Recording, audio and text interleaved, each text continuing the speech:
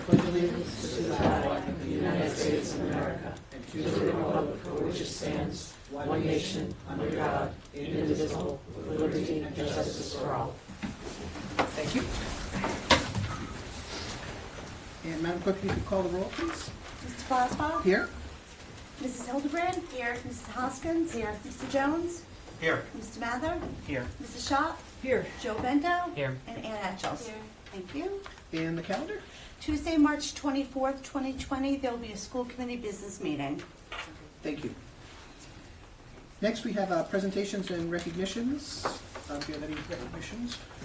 Oh, yeah, Right, we got a few, yeah. So this is the time of year where we go over a few things that happened over the winter. First of all, congratulations to anyone who was involved in the musical.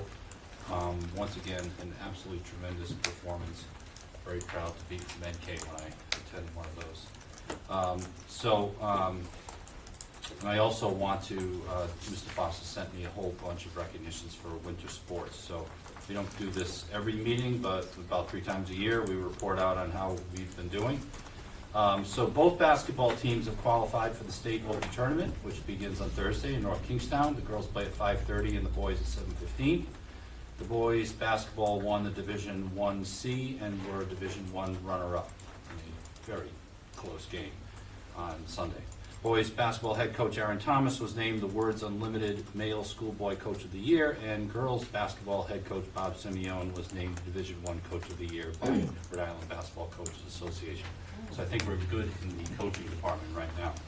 Boys indoor track and field were Southern Division champs. NK girls swim team were Division I runner-up. Both the wrestling and girls gymnastics teams had several athletes qualified for the New England Championships. Seniors Hayden Shabo, boys of boys hockey, and Hannah Coleman of girls hockey were nominated as North Kingstown Hobie Baker Award winners. Competition cheer is competing in the state championships this weekend at the PCTA.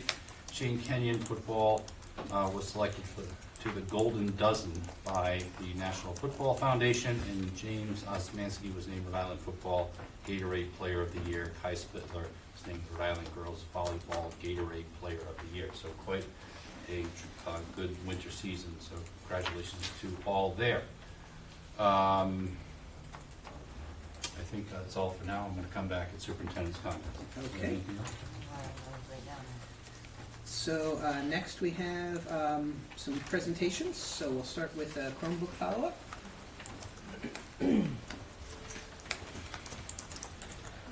Good evening, thank you.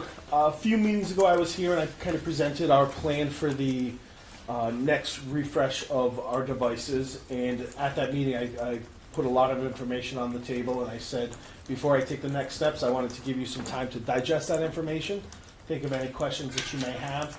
I put the guts of the plan right up here. What's that? The matrix. The matrix. So this is what we're looking at for a refresh cycle over the next 7 or 8 years. You can see just a little, I'll give you the Cliff Notes version.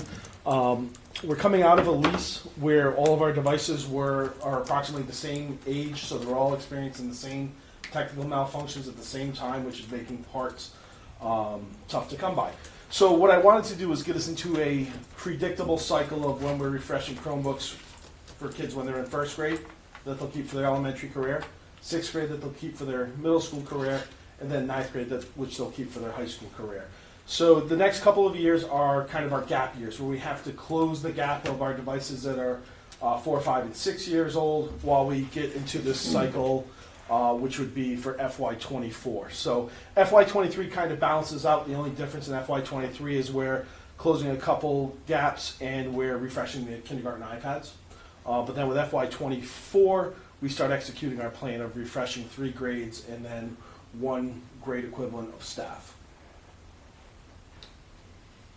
So the grades that were selected were selected strategically based off of state and national assessments. So we can't let Chromebooks in certain grades get beyond a certain age, otherwise they won't be able to function properly for state testing. So that was also taken into consideration in this matrix. I have a question. Sure. So you have one grade group going, or a couple of them going 6 years? Correct. So grade 2 and so current, new kids coming into the grade? so our current sophomores Right. will have, when they graduate as seniors, their device will be 6 years old. Now, what we're doing is, so also to refresh your memory, at a previous meeting, we purchased our leases out. So we're now I think it was Mr. Blasbach who congratulated me on the proud owner of 4,500 used Chromebooks. So using those Chromebooks as parts, we're going to cannibalize, and for the 2 grades that will have the oldest devices, we're going to use those cannibalized devices to support them through those grades. So it's this year's kindergartners and this year's sophomores. So the kindergartners don't have a Chromebook. And our plan with those 2 grades are the devices in grades 1 through 3 have lived in carts their entire life. So our plan is to, this summer, get an inventory of those, and quite possibly over the summer assign those devices that have never gone home to the first graders as their 2-year device, and then also swap out the sophomores based off of the condition that they're in. So it's possible that the sophomores may have different devices in September, Okay. but they'll still be of the same age. Okay. But it's also possible a sophomore could not get a new computer then ever because. Correct. Under this plan, the sophomore is not seeing a new Chromebook, Unless a they- brand new Chromebook. Yeah. They'll probably have Yeah. right. Okay. Okay. And so are the cart computers, they don't go home, so I assume they get a little bit less abuse. Less wear and tear. Correct. Any other questions? So my next steps are going to be, I'm going to develop an RFP that I'm going to put out on the streets, and I will come back to you with some approvals, seeking approvals.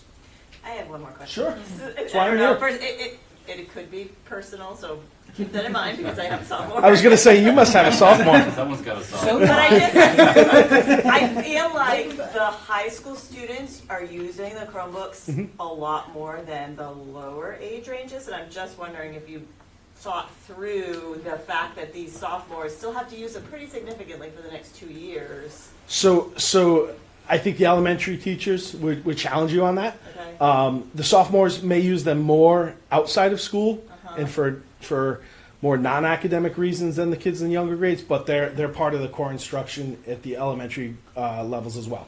So the plan, like I mentioned, is the devices that are in those elementary carts are also a different manufacturer, that we're not experiencing the same. There's a couple specific parts on the HP devices that we're experiencing a high failure rate on that we're not experiencing with the Dell. So Okay. I'm not trying to put down any one brand over the other, but the Dell devices, and we did this school year, put Dell devices in some kids' hands based out of need, and we're, again, not seeing that same failure rate. So I expect that the Dell devices will hold up for the next 2 years, and again, we're going to have that stockpile of devices and parts to maintain them. The sophomores are going to be, when the devices expire, which are in year 6 for this year's sophomores and the kindergartners, they won't be taking any standardized tests that are going to require the app to be the most current version, which is why we strategically chose those years. Okay. So I'm not against replacing them earlier, but that would put us in a position where in a couple of years I now have more devices or I have newer devices than I necessarily need, and we're just kind of pushing this plan down the line, and I'm back here in 2 or 3 years with the same discussion. Yeah, I get it. I think I like to hear the horror stories of the Chromebooks, and these are not even kids that are, they're responsible Sure. kids, and they're falling apart. Sure. And I just don't know that, 2 more years. They're gonna get 2 There's more some years. demonstrations going on. Yeah, and that's not even I'm broken, coming apart, just not even. So how do the students know that there's a potential if they have a Chromebook that really has a problem that they can come to you guys and try and figure it out or work on it or whatever? We have between 25 and 50 open tickets each day, or tickets open each day for various Chromebook repairs. Some of them are what we call manufacturer defects. So we've never charged a child for something that we couldn't prove was intentionally damaged. A screen is not going to crack on its own. A keyboard, even a keyboard, we can tell if a key's been pried off versus if it's just released. There's bending that happens. So anything that's that's a wear and tear item and not a destruction of the device, we replace.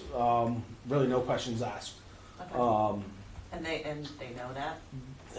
Yeah. Yeah. Yeah, I think it's. I mean, at We the know high where to school go. specifically, there are 60 loaner devices that are signed out on the regular. So Yeah. I'm fairly certain, based off of the amount of devices we see in our building, that kids are aware of it. Okay. Any other questions? Okay, well, thank you. Thank And you. We'll see what the numbers look like in the RFP. So next presentation is the inclusive education student presentation. I did not. I just.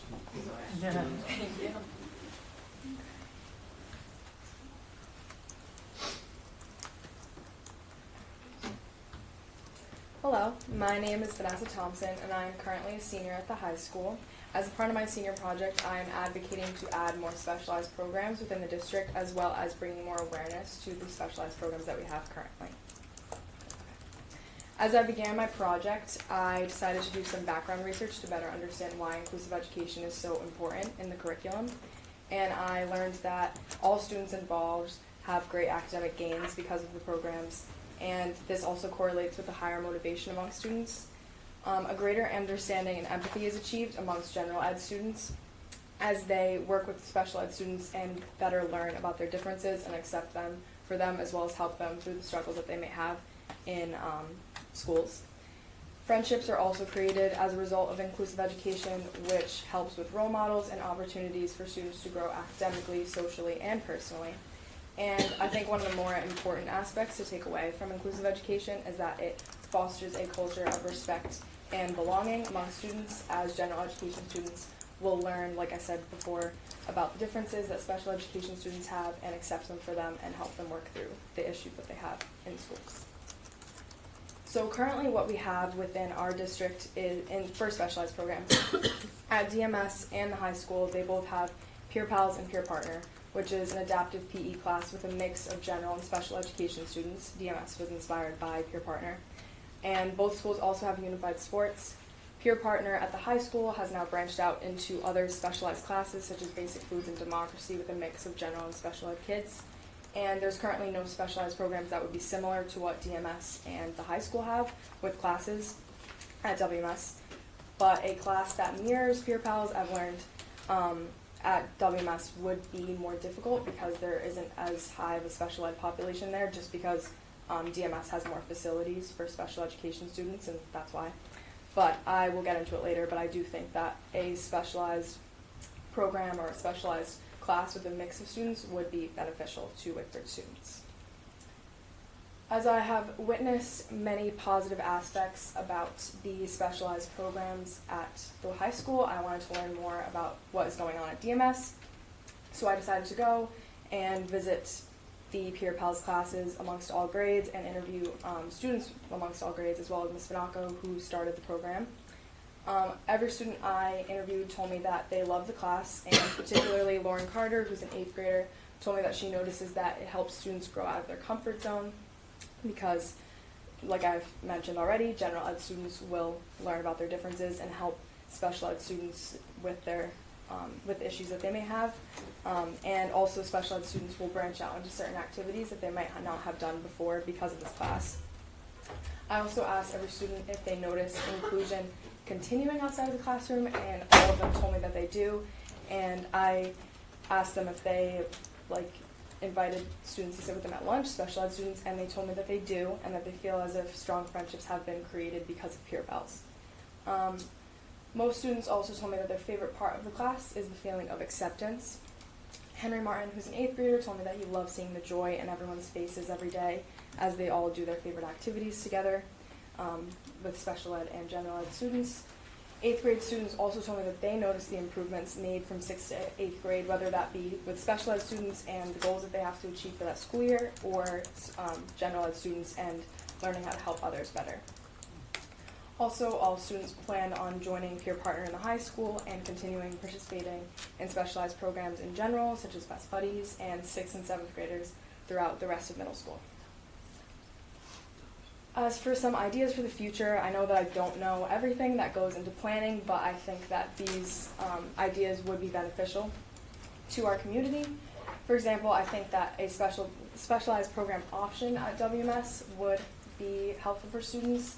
I know that adaptive PE would be quite difficult to have at WMS, but I do think that a class that is similar to what the high school has branched out into with basic foods and art, or democracy classes that have a mix of students at the high school could be possible, whether that be just an elective where students just do arts and crafts together, or a study hall, something like that.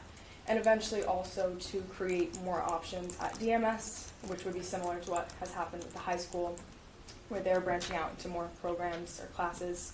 And I also, thanks to Dr. Carson, I think that we can look to Pontiganset's Choose to Include program as inspiration for what we can do as a district to improve inclusion within our community, because I always think that we can always be doing more.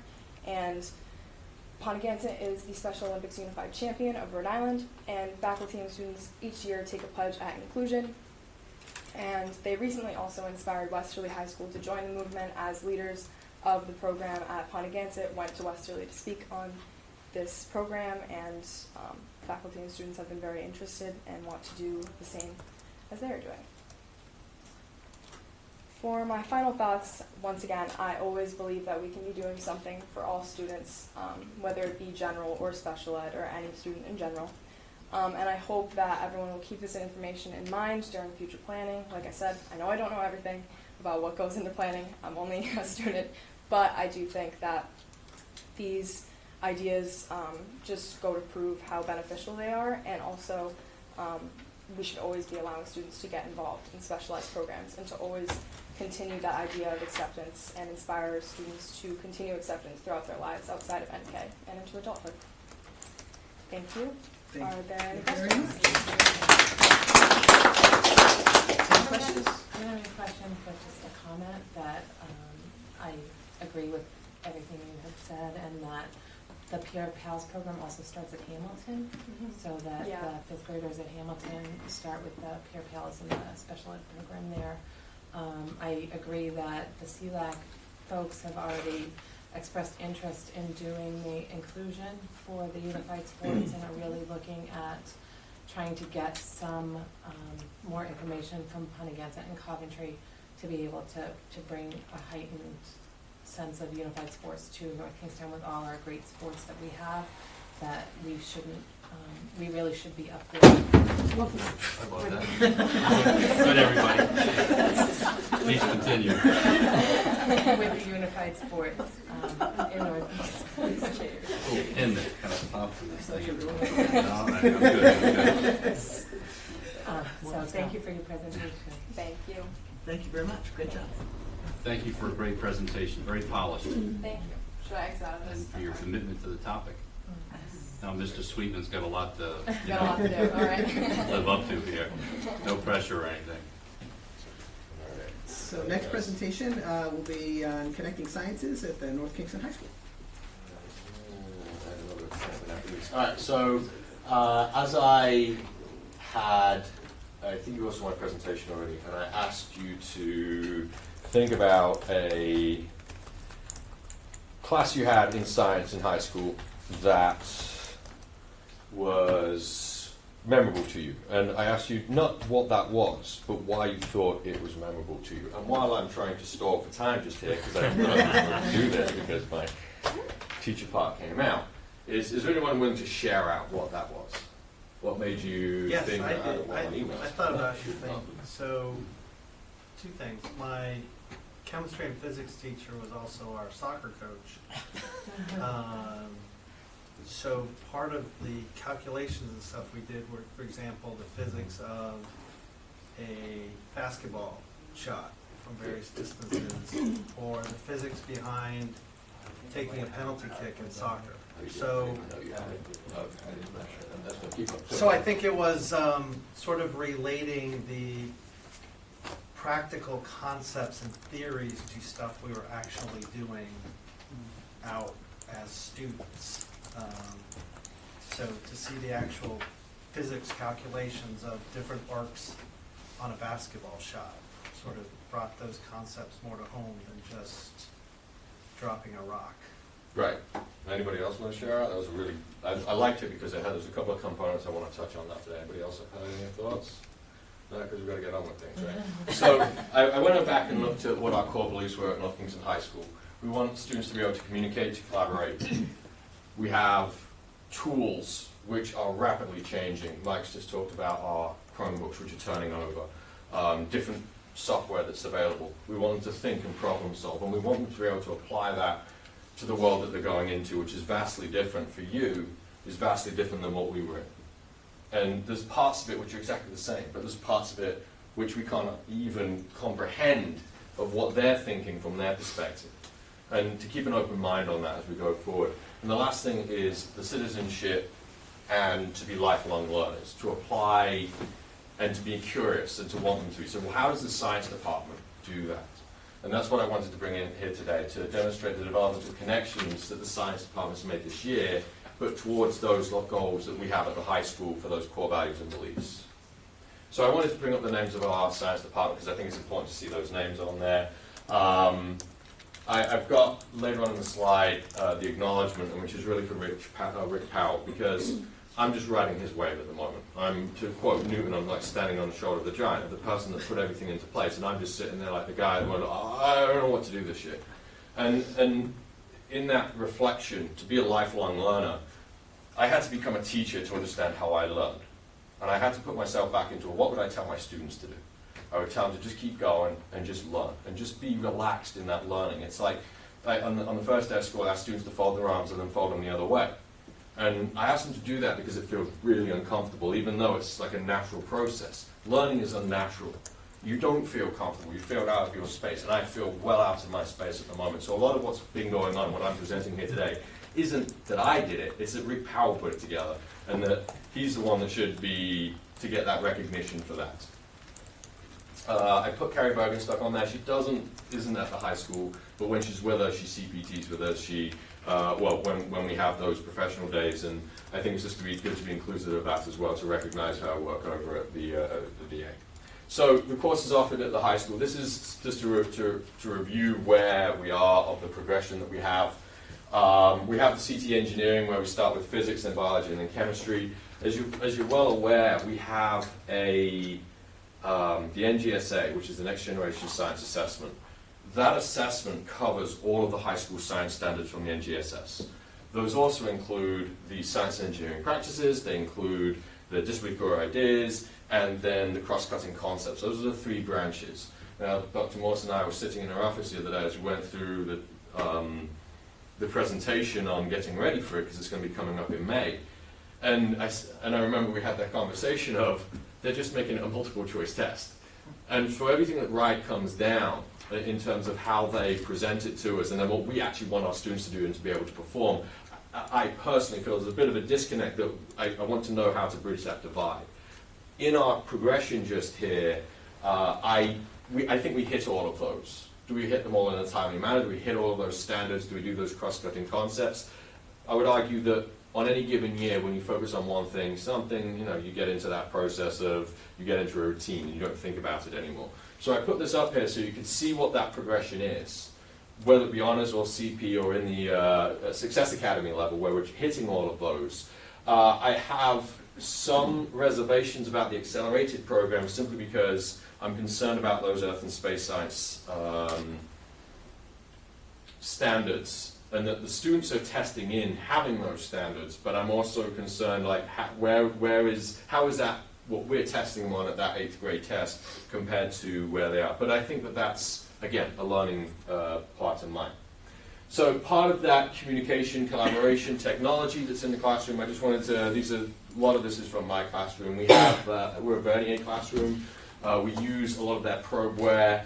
I have a flame test lab running in the upper left just there. URI, if you're not familiar, has just built the Beaupre building, the Richard E. Beaupre building for forensics and chemists. They no longer have Bunsen burners in their labs.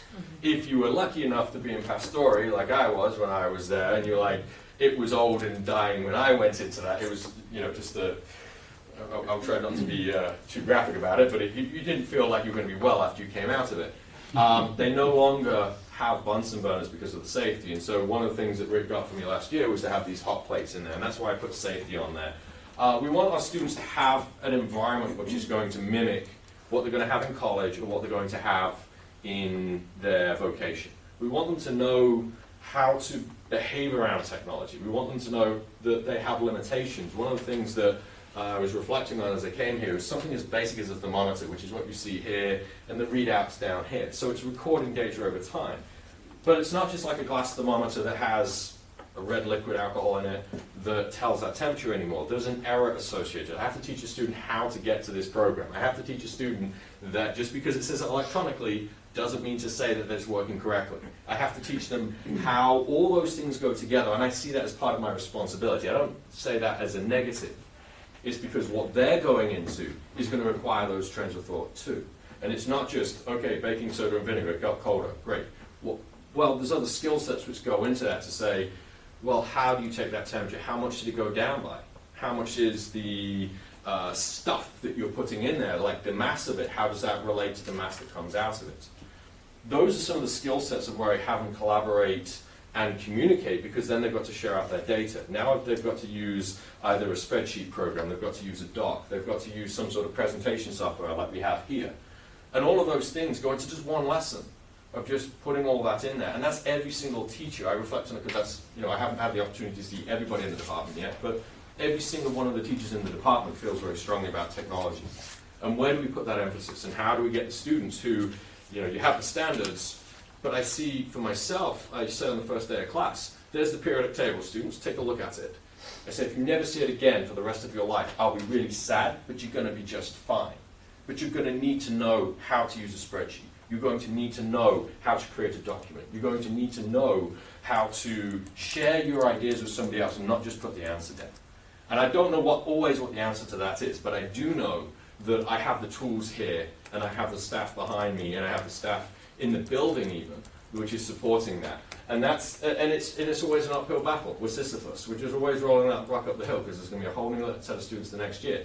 I'm hoping that as the Chromebook rollout they're going younger and younger and younger, the students are coming in with those skill sets already, which is fantastic. But it's still knowing from which teacher they had and from there. Leading on to that, 3 of us from the department and some other teachers from other departments went to, including Kim Roma, she was there as well, went to an applied digital skills curriculum presentation at SK. It was a fantastic workshop. Google has this applied digital skills, and they have tools for students to learn how to use those communication technologies. They have tools so that they can run through it. So Leslie Bowers was one of the teachers there, Mallory Shields was the other one. Leslie put this slide together of an if-then adventure that she used with her students for biology, which is a really kind of interesting to have them use that skill set and to collaborate and to communicate and to put enough thought into sharing their ideas out that was really powerful. So she put that together. So just as an example, I'd like to show more of it, but at the moment that's all I got. I don't want to take anyone too much time. So lifelong learning. One of the things that I have to do as a teacher is model. I have to walk into my classroom and be the best version of myself. I have to show that to my students and say, what you see here now is what I want to be as a person. It's not necessarily as I am the entire time. I love to learn, and I want to present to you that I love to learn for my students. At the PD day in November, it was one of those things where we went to the ILT meeting, and Barbara says, "What are we all doing in November?" And I sort of had that look on my face where I'm like, "Well, I don't know what I'm supposed to think about it." So now I know. So I was a graduate of the Graduate School of Oceanography, URI's GSO program, as a chemical oceanographer as part of my background, and so I have contacts over there. I also happen to be the husband of Sarah Sweetman, who is the director of GEMSNet. So I had what I want is for students to have a linearity from their 5th grade all the way up to 12th grade. I want that linearity. I want there to be that connection. And when I talked to the other people in the department, they hadn't seen any of what those foster kids had.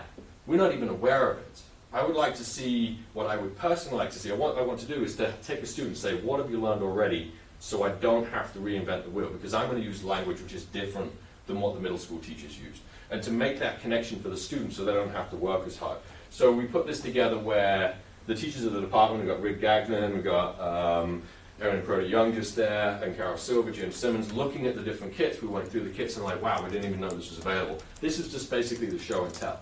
The other thing we did was went to this tank, which looks kind of yellow just there, is a tank of corn syrup, which they used to mimic the movement of the mantle in the Earth's crust.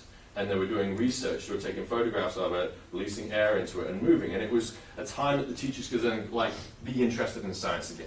And not just repeating it, because that lifelong learning has to be in our teachers in order for us to instill into our students for those core values and beliefs. So I'd like to continue that work as I want to get into the forward part of it, to forward-looking slide, because I want there to be more of that connection. That's that I feel I need.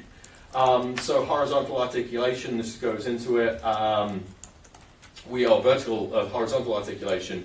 So the Year 9 science teachers on March 18th in the afternoon are planning on meeting, at least for a short time, with the Algebra 1 teachers, because they teach on the same level of math. They want to make sure they're on the same page. Just a realignment. Not that they haven't been before, but it's just a realignment that needs to happen every so often. We're using the PSAT this year. The PSAT, SAT questions from the College Board are available. We're making sure that we're aligned. The science questions which are on those released items from them, we're using those. The staff, the people in the department have that, and I want to make sure to emphasize in future CPTs to design questions around what they look like.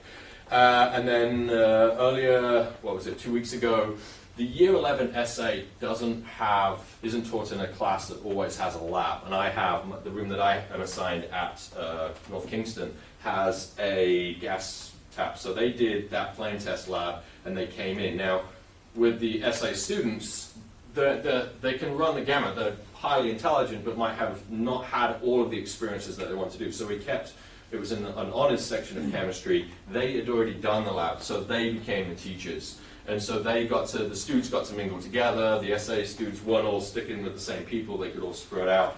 And it was kind of a fun time. So that was Ms. Lukowski's class that came in and did that. And I've done that in the past when Rick Gagnon taught that class. We did the same thing with a different lab. But it was just, again, students who were intermingling that didn't typically intermingle. And I think it was a far more powerful experience. We had some kind of fun stuff this year. I put a picture of myself and Susan, who will probably have that, put that picture up, with the stuff that we got through LabAid, which we did through EBEC. There was a second grant that Tom Doran and James Bruno attended, which was with the Jason Learning, which I highlighted down there.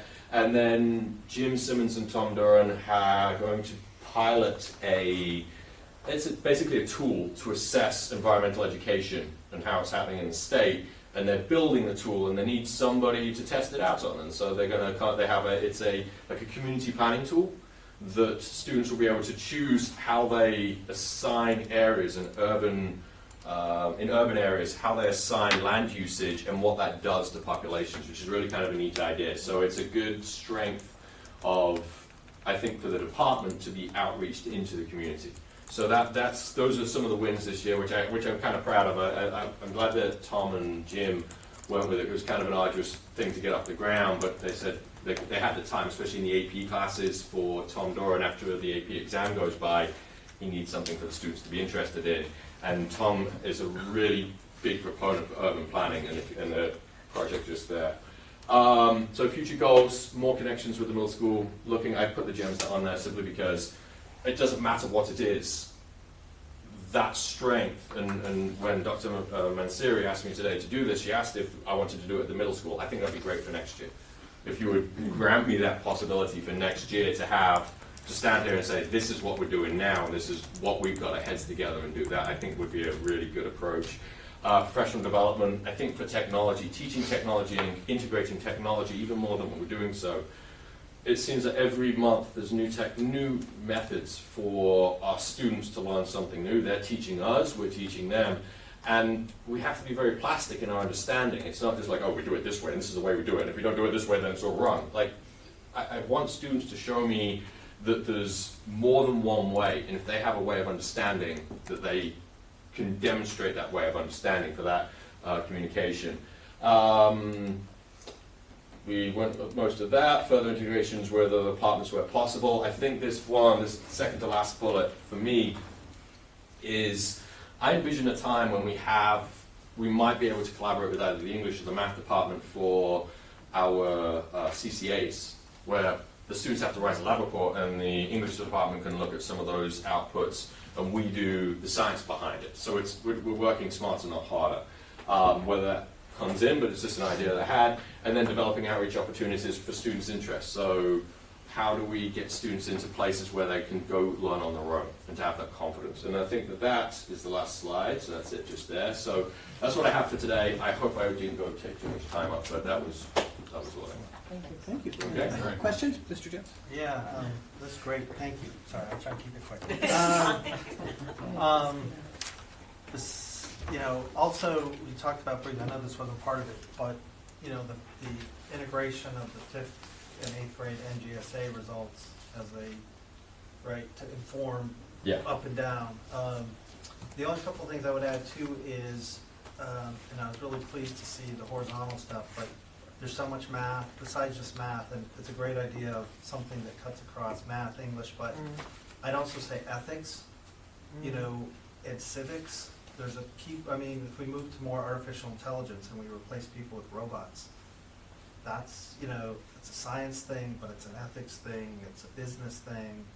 There seems to me a lot of future challenges that cut across so many things. I think it'd be great if you had, a CCA or a theme that cut across 4 or 5 different disciplines, like you're saying on a collaborative thing, would be fantastic.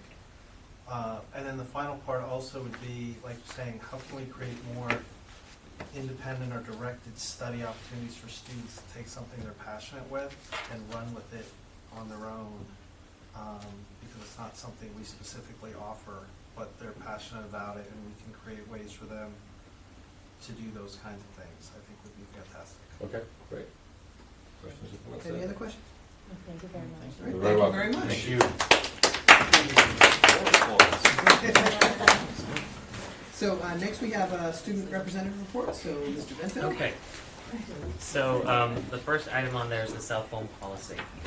And I'd just like to start out by saying that the cell phone policy at the high school that was implemented in September of 2019 has its fair share of benefits. We as the student union feel that there's one minor amendment that could be made, and that is to extend students to the use of cell phones during advisory, which is a non-academic time of day. And we understand the administration's concerns with distractions and electronics, but we're asking to amend the policy to allow students to use their cell phones at a time where Chromebook use is permitted. And then the second bullet is school start times. So we as the student union hope that there's considerable progress made on the school start times front for the 2021-2022 school year. And that's what we have. Thank you very much. So, yeah. Thank you. I don't have anything on the media center project update yet, but I probably will for next meeting. Thank you. Can I ask a quick question? Yes. Am I allowed to do that? Yes. Cell phones during advisory, there's no Wi-Fi though during that time, right? There so isn't. Can you use? It could. Is it even worth it? It could be. I mean, Okay. I sometimes am able to get a connect. I can use cellular, but Probably depends where you. it could. I don't know if Dr. Morse, you know anything about that than I do, but Okay. it could be useful. Not just for communication, but just as a choice and extending that freedom to the students. That's why we're supporting this mission.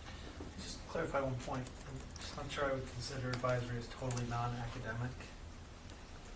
Isn't there opportunities for There are learning academic- and academic stuff right. as There's part of that? academic purposes that you are allowed to use advisory for, Right. but advisory itself isn't necessarily intended to be a strictly academic time of day. So like in our PLTs, it is an academic time, and the time is intended to be used in an academic way. Advisory isn't the same thing. Thank you. Next on the agenda would be citizens' comments. Anyone? Didn't see a line out the door today. Gotta cut something. Well, yeah, that was a great presentation. It was. Next, I'll turn things over to Dr. Ogier for the superintendent's report. Thank you. I want to spend some time tonight talking to the committee and to the public about, some of what we're doing to be prepared with the coronavirus being all over the news and certainly on the minds of students and parents and everyone from the community. So I want you to know that I'm in regular contact with the Department of Health and with RIDE. They've been great in facilitating, taking any of our questions. I've learned a lot over the last week or so from the discussions I've had with them. They have regularly scheduled conference calls with all superintendents, and we devoted most of our executive board session with the Superintendents Association last week to this topic as well.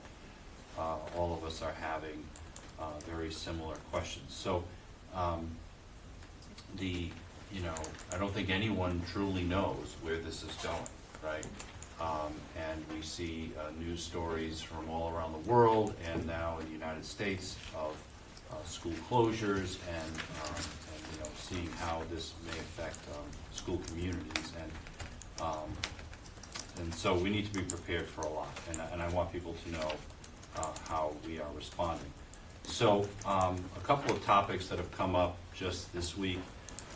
The governor issued a recommendation with the Department of Health not to do international trips. We had, it wasn't technically a school department trip, but it did involve school department people with the chorus looking to attend over April break,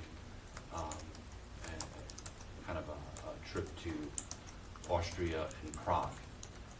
Once the governor's recommendation came out, it's it was my responsibility to communicate with Ms. Kayaza and with the leadership of the Chorus Boosters, who was the organization that set this up, and we felt it was best to cancel that trip. There are also some domestic field trips right now, including DECA, including Close-Up, and the robotics competition in Detroit.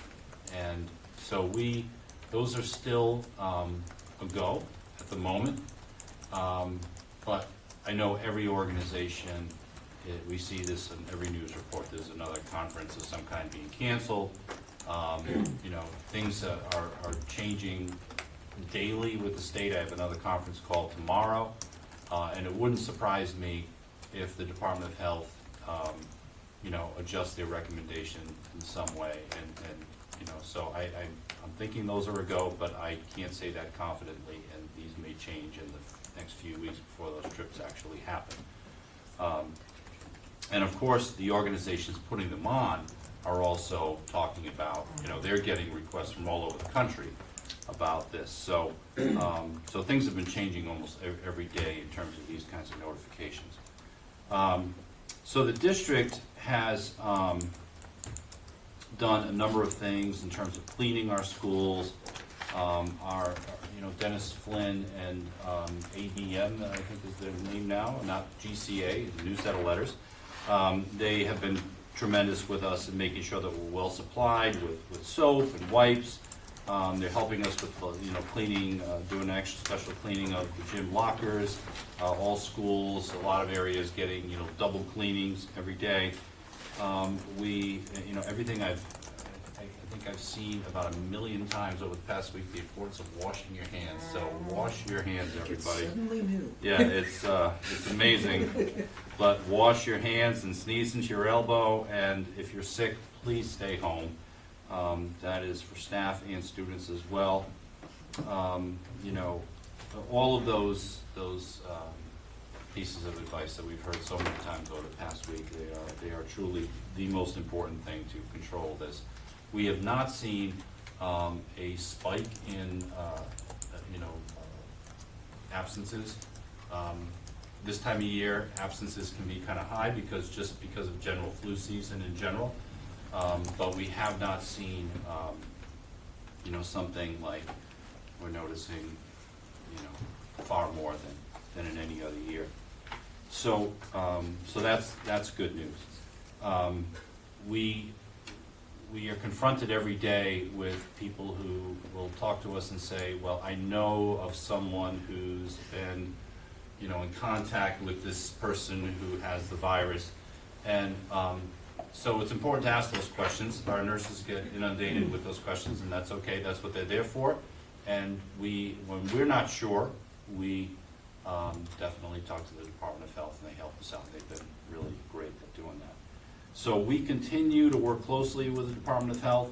Like I said, my next conference call with them is tomorrow, and we're learning new things every day. I talked to Ms. Silvera just today, and she's under the impression, I'm not sure if that's official yet, but it seems like the All-State concerts look to be canceled this weekend, which is a big disappointment because NK has a lot of students who are All-State musicians, and that's a big thrill for them to be able to be in those concerts. So she's going to be learning more about that tomorrow and notifying everyone that needs to be notified.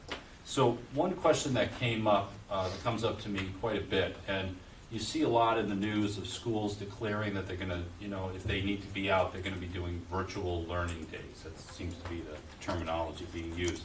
So the North Kingstown School Department is not necessarily planning for virtual learning days. We're preparing to provide students with curriculum-related materials and online resources to continue to be engaged in learning should we need to close school. However, we would not be looking at what people are calling a virtual learning day that would mean a day that counts toward the 180-day school year requirement for attendance. Given the many unknowns and uncontrollable components to a school closure related to an infectious disease, we see no realistic version of that that would provide guaranteed and meaningful education every day for students like coming into school would. It just wouldn't be a match. In some cases, a savvy high school student, well-versed in technology, probably could, like we see from a lot of colleges, work meaningfully for some of their coursework with a teacher. However, in a pre-K to 12 setting, there are a lot of outliers to that model that we kind of all think of when we think of a virtual learning day. It would mean that our students, 4,000 of them, will go home to a myriad of childcare situations, many of which may be without a computer, may be without Wi-Fi, or maybe without other needed supports that aren't a computer or Wi-Fi that the students need to learn, that we can provide them when they get to school. Our staff is approximately 700 to 800 adults, taken all in with teachers, administrators, support staff, transportation, maintenance, and ground staff, coaches. They would all likely have various child care obligations. If we're out, there's a good chance other people are out too. And they would need to be dealing with those kinds of situations instead of us knowing that they're readily available at a computer to hold an online class, for instance. Special education students would go without required supports in many cases, maybe not in all, but many, more likely they would. Teaching assistants who we rely on to support students in classrooms would be less accessible. Many may not be accessible at all. This also doesn't account for the complexity of how such decisions would play out for our staff, some of whom may put in many hours at home helping students, and some may not be able to do so at all. And that creates all kinds of business issues in terms of how are people getting paid and all kinds of issues that just make this more, the more you think about it, the more difficult it becomes. So instead, in the event of significant and long-term closure of school, we'll do the best we can to give parents meaningful ways to keep students engaged with their education. We're talking about some online options. We're even talking about some kinds of things that can be kind of printed out, or just a variety of materials that are subject appropriate, age appropriate. Think in terms of summer reading type of thing. So if you get tired of watching Netflix at home and you want to do something to keep engaged in your chemistry class, we have some resources that are being set up that you can do that. It's not a requirement that you would do that in the event of a closure, but it would be something that could help you kind of stay engaged.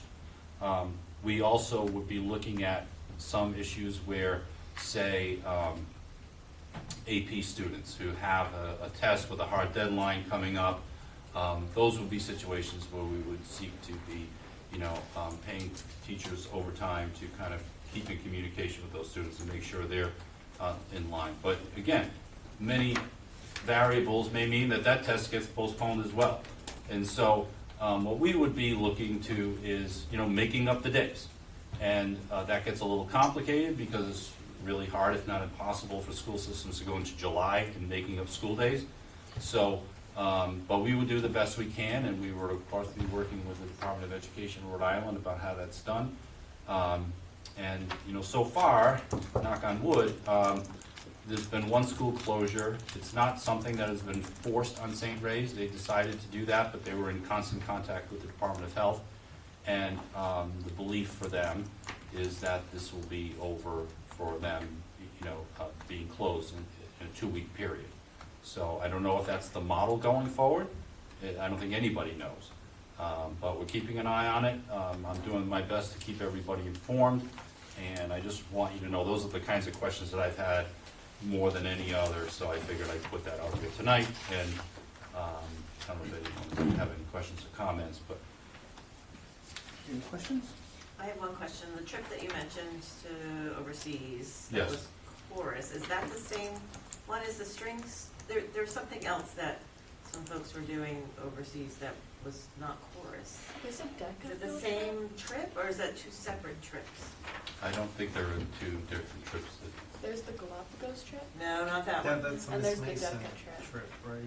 Yeah, so Miss Mason is a private entity That's it, altogether. yeah. That's not the North Kingstown School Department at all. So, and that's an over the summer thing. But Okay.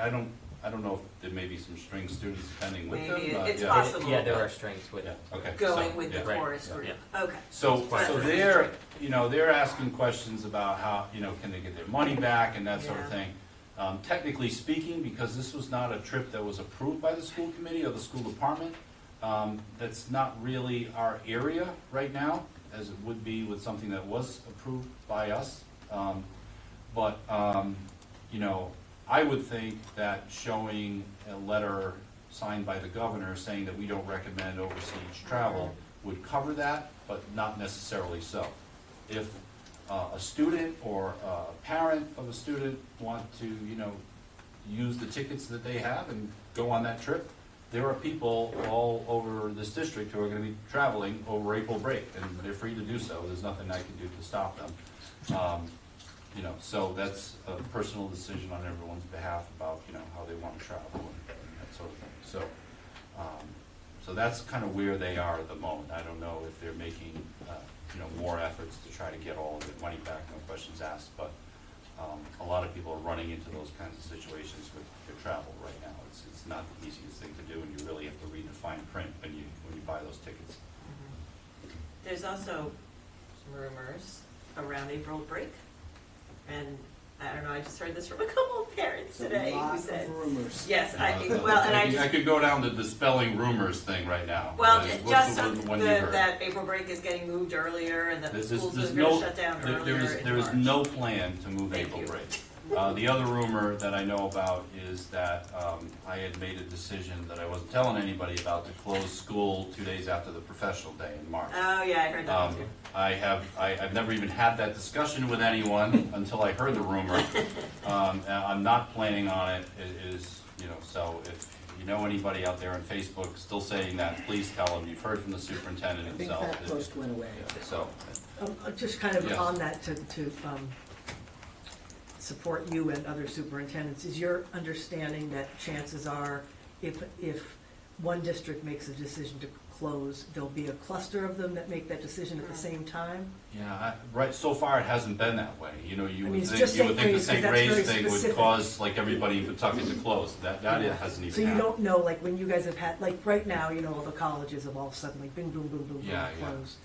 So, because I think, Right. So again, just from a that's what, I continuing just issue, don't know. It would be nice if, You know, it would be nice if, right, with the college thing in mind, that could be the case. I don't know that. Yeah. But so far, what we've seen is they are doing, the Department of Health is doing their best to kind of isolate situations.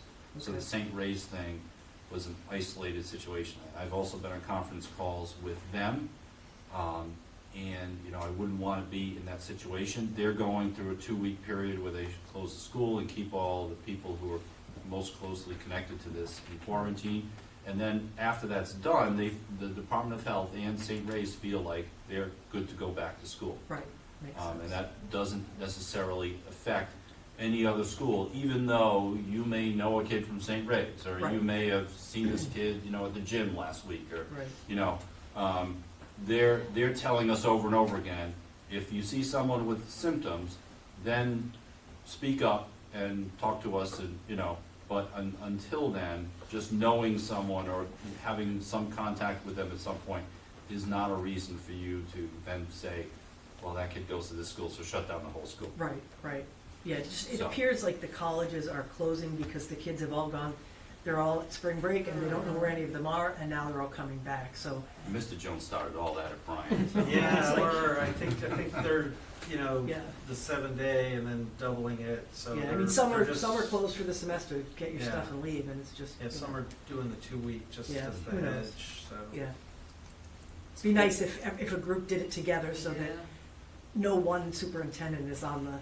questioning board. So, then and you just- know, we talked about that with, you know, the DECA conference, for instance. A lot of districts are sending kids to DECA, Right. there's a Rhode Island DECA organization. And so they're all asking this question, should we be going on this trip? And I'm sure DECA is getting just flooded with, you know, questions, and so you know, they're talking more about it, and I feel, and I felt this way when other people have come for different issues over the years about, you know, health concerns that they may have. And I've checked them out with the Department of Health, and I feel like they're the authority. Right, And if they're telling me we don't have a recommendation against this, then right. I'm not gonna, you know, jump the gun. Just like with, then the reverse is true. When the governor and the Department of Health come out and say, we don't recommend European travel, Right. or, then I'm not about to say, oh yeah, but what do they know? Right. Go ahead and do it, you know?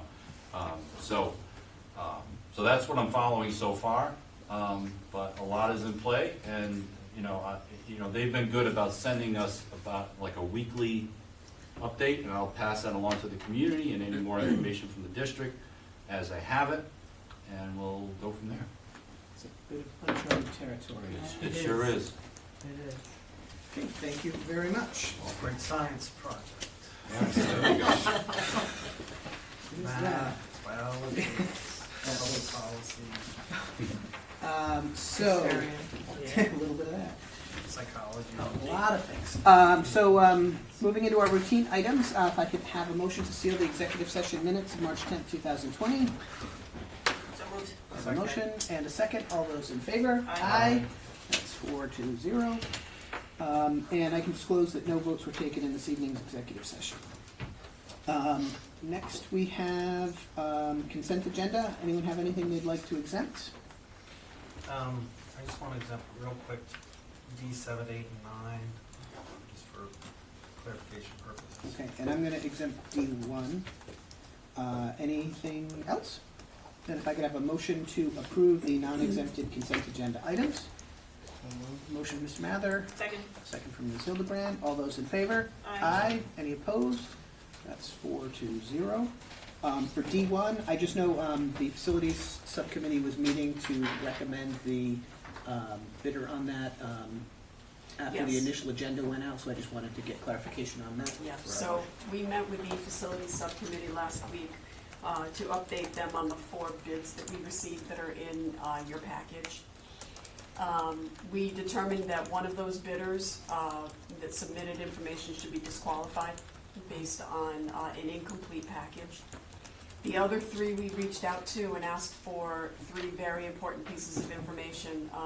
Timeline assurances that they have staffing to complete the project on time. You know, this isn't like a project that can, maybe run after hours when school starts. This is windows at Davisville Middle School, so we have to have the project done. And we were giving the three qualified bidders an opportunity to give us their best and final pricing. So we regrouped with the facilities subcommittee, the building committee, on Monday morning, just yesterday at 10 o'clock, with the information that we received. We received 2 revised bids from 3 of the bidders, and Martone Services emerged as the low bidder after going and sharpening his pencil on his numbers. We brought Mr. Mike Martone into the meeting yesterday morning.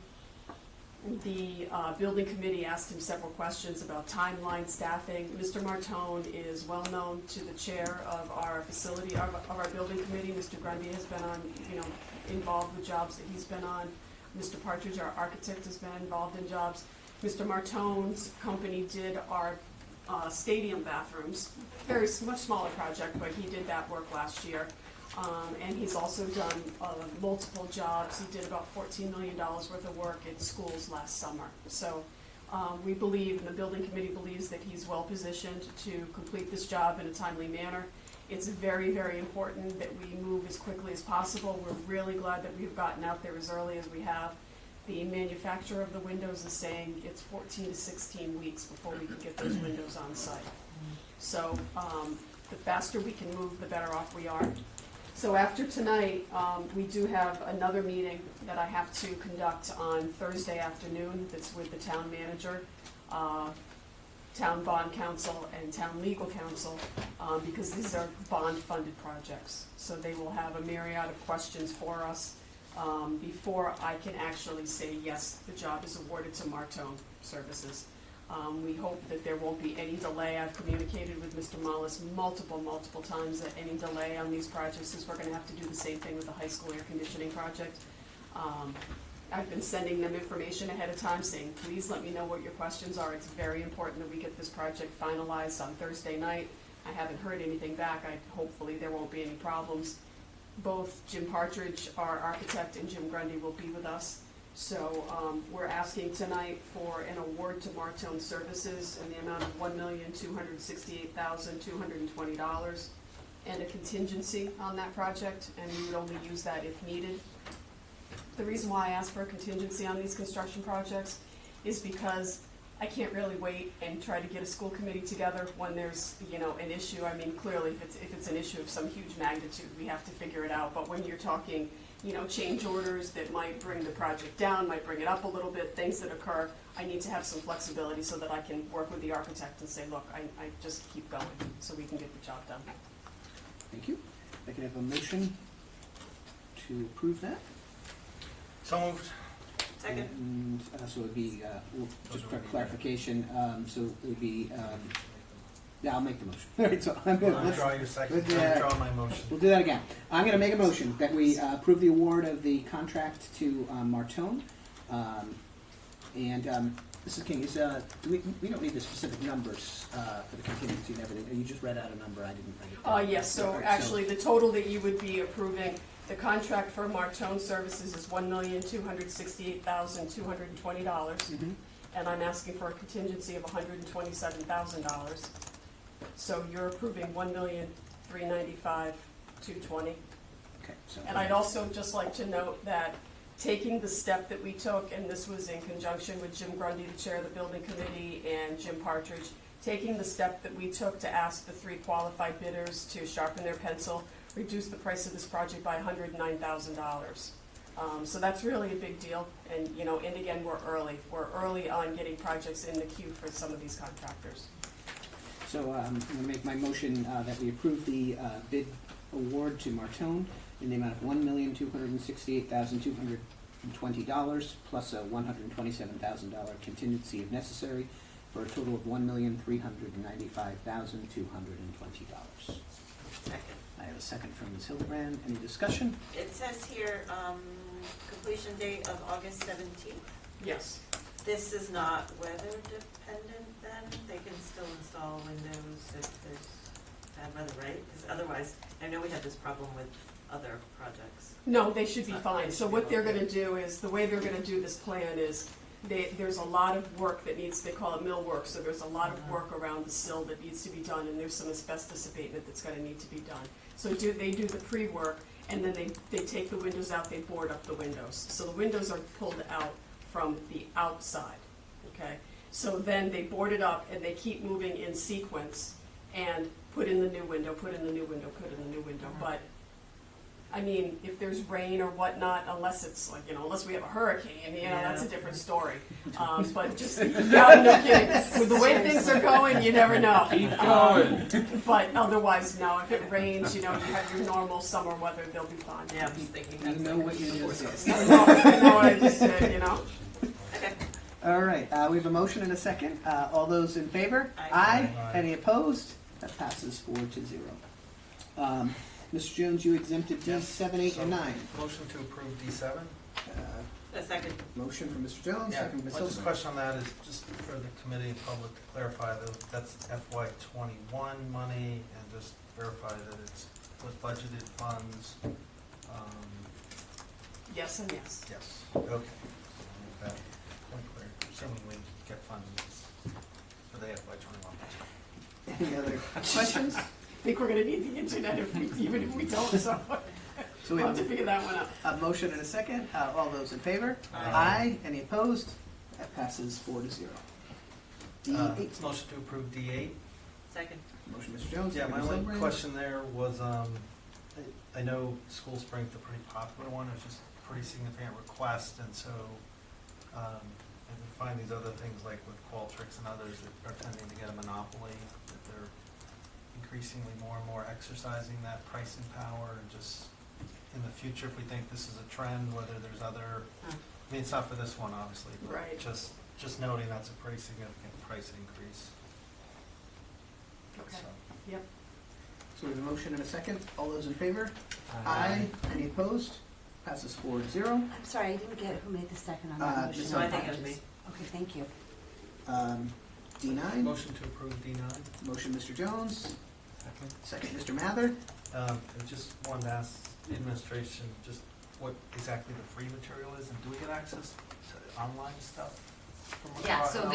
what this actually is so about 7 years ago, when they were going through their curriculum cycle, they had requested from Dr. Humbird if they could, the department itself had wanted to look at open sources and create their own book. So they found an online book that was an open source for American History 1 and 2, but what they couldn't find is the Modern World. So we had to purchase the Modern World for in the classroom. So what this is, what they did last year apparently, is in order, their next curriculum cycle is next year. So to get them to build the bridge to next year, the book state remains the same, and the license, this is the online license. So right now, it's a $19,378, $6,400 of that's the high school, $12,800 is each. One is for the Whitford Middle, and one is for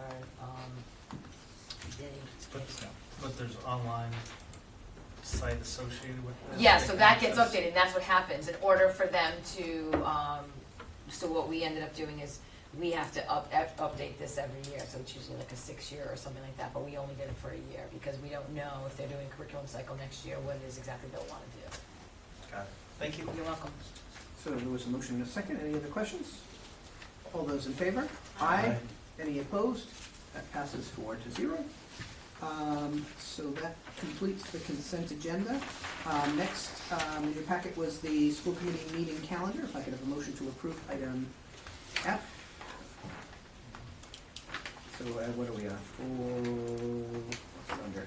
Roman numeral 4F, sorry. So moved. Second. Motion from Ms. Hildebrand, second Mr. Jones. Any discussion? All those in favor? Aye. Aye. Any opposed? Passes unanimously.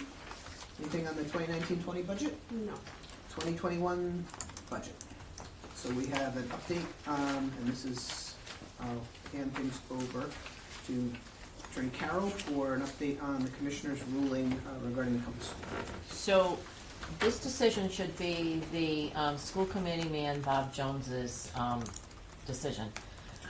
As many of you, well, at least the school committee knows, we've talked about legal advice and our attempt to file a complaint against the Compass School forever.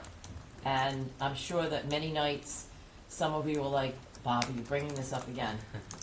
And quite frankly, the superintendent and Mr. Blasborg and I had conversations because, quite frankly, I didn't think that this was going to go anywhere. But for those of you that know Bob, Bob is relentless. And I finally, In a good in a way. positive way, a positive way. Very positive. So I actually had I have an associate in my office, and he had the time to pursue this.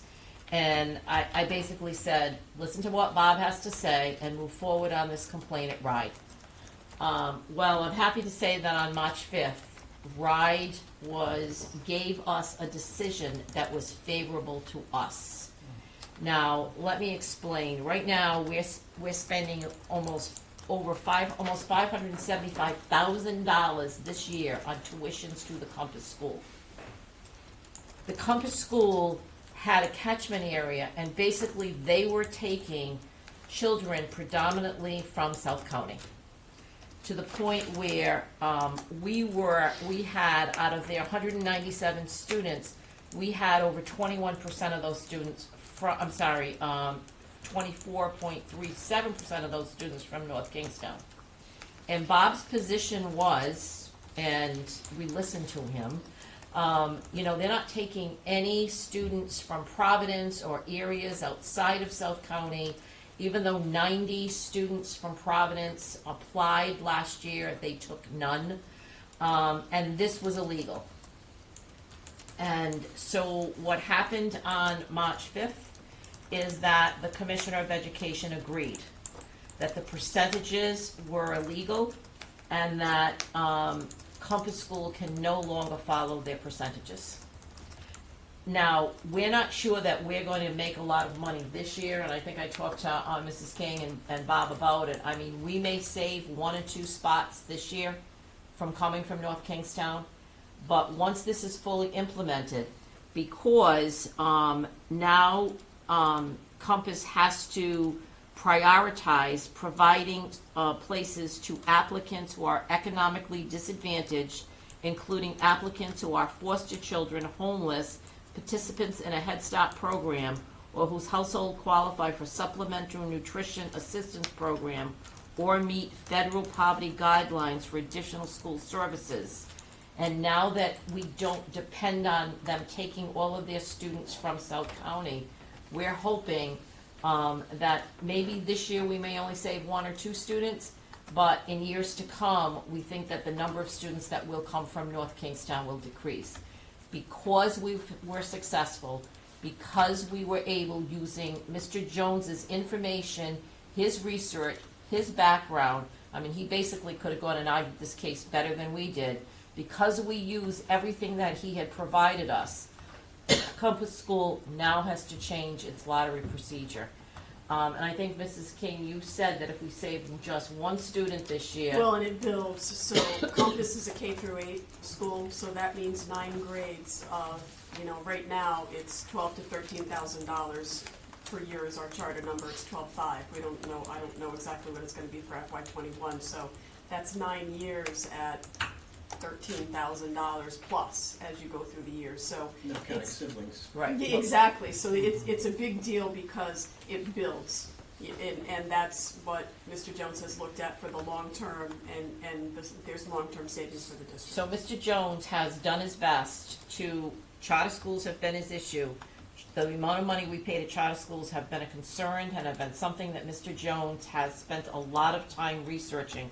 And because of Mr. Jones now, we are victorious when it comes to Compass School. And I can't say enough about the information that Mr. Jones researched and provided to us.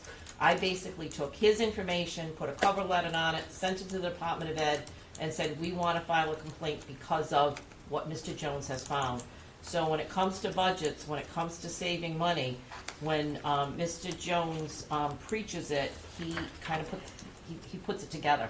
So this decision is definitely because of Mr. Jones, and it will definitely save the North Kingstown School Department money in years to come. So, Mr. Jones, thank you very much.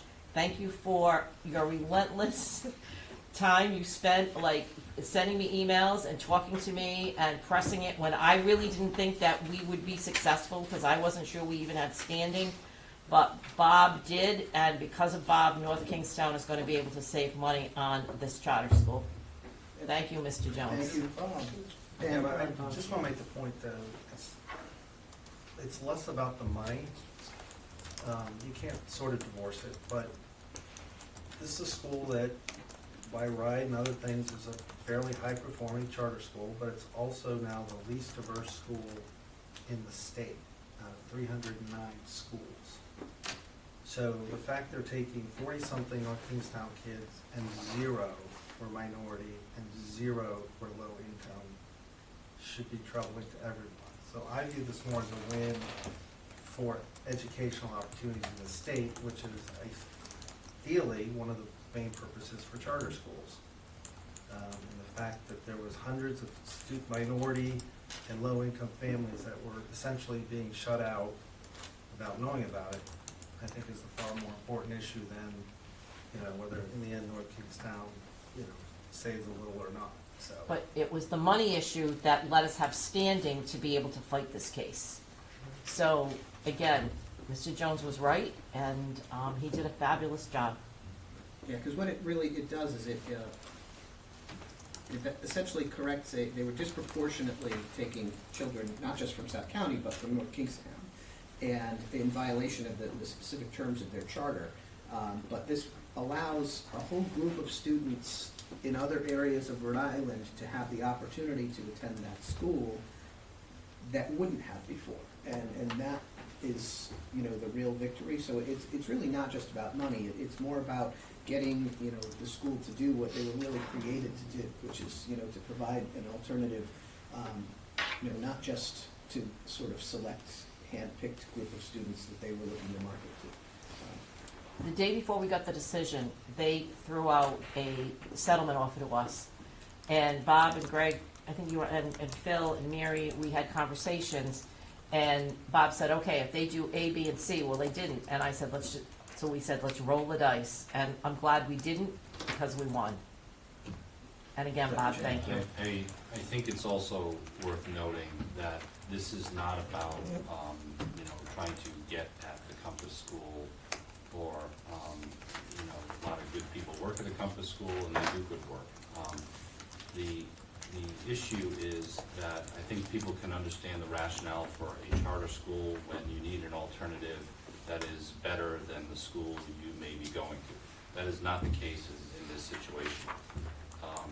The students from North Kingstown who may attend at charter school, at Compass, would have the options of attending very good, stronger schools in the North Kingstown School Department. So all the more reason why they would want to diversify and be available where the schools may not be performing as well. So it's not about the money. It's not, it's about, giving kids a good education. And we do that in North Kingstown. That alternative is not necessary, particularly to go to a school where you can't show any evidence that those kids will be performing better by going there. Now it's just $15,000 or $13,000 that you just don't need to spend. So. Okay, thank you again, Mr. Jones, for your work on that. Next we have CIP, existing enrollment, future enrollment. And there's some reports in your packets. Any questions on those? If not, we've reached the end of our agenda, and I'd ask for a motion to adjourn. Second. Motion, Mr. Mather, second, Mr. Jones. All those in favor? Aye. We are adjourned. Thank you very much. Everybody.